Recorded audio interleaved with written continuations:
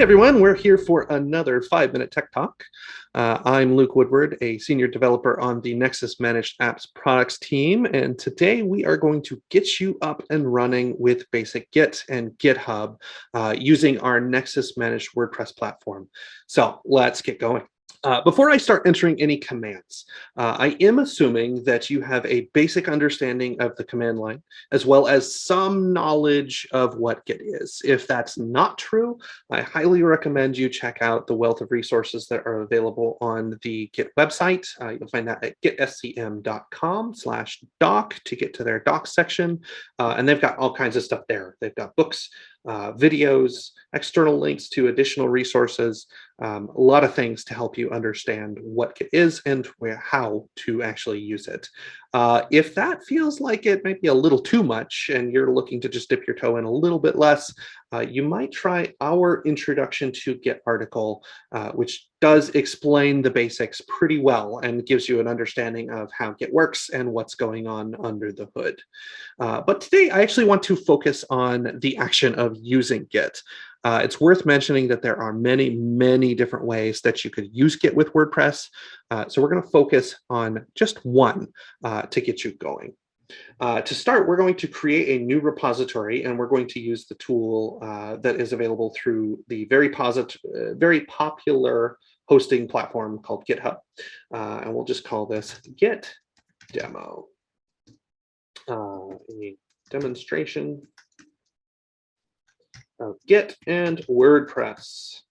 We're going to go ahead and make this a private repository. We're going to initialize this with a README and a Gitignore. And for our Gitignore, we're going to go ahead and use our WordPress template, which GitHub provides, just to get us going.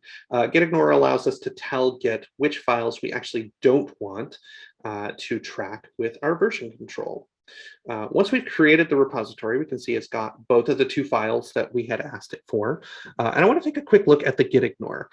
So we can see all of the different things here where it's saying I don't want WP content, and it's set things up so that we can version control WordPress fairly easily right out of the box.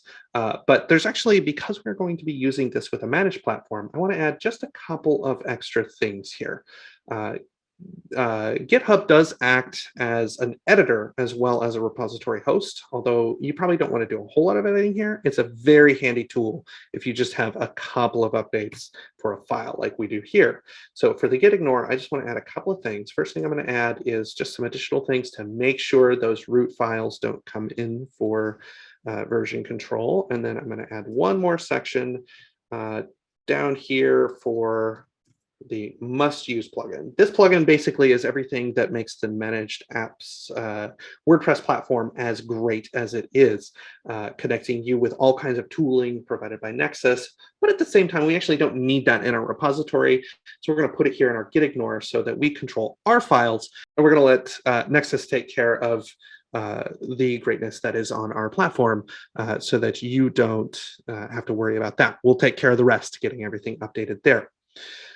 So now that we have that done, we'll go ahead and make a commit and save that so that we have this update to our Gitignore. Coming back here, we're now going to actually connect this with a WordPress install. So to get going, I have already spun up a site on the Nexus platform for managed WordPress. We're going to come over to the Access section and grab our SSH credentials. Copying those, we'll jump over here into the terminal and make a connection over to our server. Let's jump into our public HTML directory and just take a quick look around. We can see here we've got all of our WordPress files that are currently powering the WordPress site. And this has everything you need to get going and do your WordPress install. But now we want to take this and connect it with the Git repository that we create. So to do that, the first thing we're going to do is initialize a new repository. So for that, we're going to use the command git init.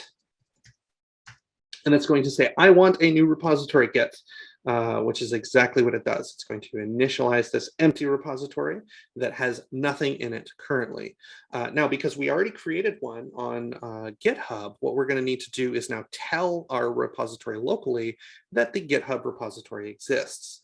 So to do that, if I come over here to the code section, I'm going to be using the HTTPS URL. You might use SSH as you get a little bit more advanced and there's less password entry there. But just to get going, we're going to use HTTPS, which is a little bit easier. And we'll come back over to our terminal window. We're going to add this as one of our remote repositories. So git remote add, we're going to call this origin. And now Git knows that that exists. So now we need to tell Git, hey, now that you know about that remote repository, go get everything from it. So we're going to say git fetch all, and that's just going to tell it to grab everything. Now, because of that HTTPS address that we grabbed, we are going to need to enter the username and password. And then it's going to be able to grab it. And we can see that it's created a new branch here. Now, we have pulled that from the remote, but we actually haven't connected that to the local branch just yet. So we have one last thing to do, and that is going to be a checkout and tell it to connect those two branches, the main branch on the origin in GitHub and our main branch here locally. So to do that, we're going to say git checkout. Tell it we want to do that with a branch. We want a branch called main, and we want to connect that with origin. Again, that's our GitHub version of this repository. And we want to do that with the main branch over there. Once we do that, we can switch to this main branch here, and we are completely connected. Actually, if we look at our list of files, we can see that from GitHub, we actually have Gitignore, which is that one that we created over on GitHub. And we have the README that was created from GitHub. So we are now completely connected. Our local repository and our GitHub repository know about each other. One last thing we're going to look at today, and that's how to actually now make your very first commit. So to do that, we are going to do git add, and we'll just use the star, which tells it to add everything from the current directory on up. And then we can do a git commit. And because this is our very first one, it's very often you're going to see this initial commit. So we're making a commit with a message of initial commit, and that is going to now add all of these plugins that we are wanting to control into Git. Now we have that locally, but we haven't actually added that back to GitHub just yet. If we come back over here and refresh, we can see it's still the same. So there's one more step, and that is to now push this local version, git push.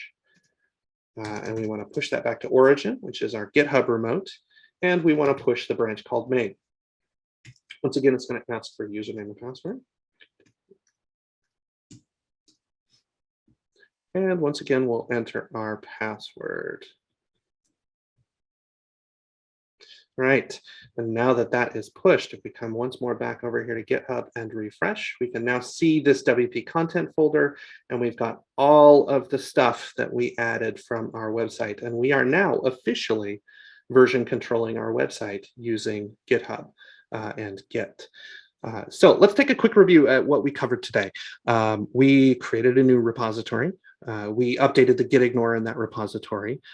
We initialized the new repository and set the remote repository and our local repository to learn about each other and connect them together. And then we made our first commit and got all of our files into GitHub. So we are now version controlling our website. That's a lot to get through. And we'll take a look next time at what we do after. So give yourself a pat on the back, and remember that if you do have any more questions or are interested in learning more about our products or services, you can always find us online over at nexus.net. Thanks a lot for watching.